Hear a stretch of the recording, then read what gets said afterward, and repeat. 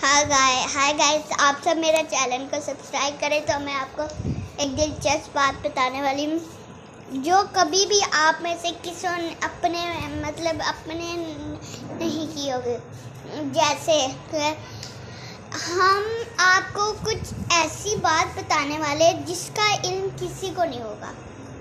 जैसे कि हमारी एक बात को आप रिलीजियस करते हैं, मतलब उसको अपने दिल पे बिठाए रखती हैं कि ये बात का हम सोचते रहते हैं, आप सोचते रहते हैं कि इसको पूरा कैसे करना है। जब आपको कोई ख्वाब आता है वो पूरा बना लेते हैं। जब आप किसी बात को, हमारी बात को बुरा बना लेते हैं, तो आप गुस्से में आकर हमारी वीडियो कर पसंद माने नहीं करते। बस हम क्या आपको क्या बताएं, हम ना किसी के अंदर ऐसी एक्टिविटीज़ होती है जो दूसरों के अंदर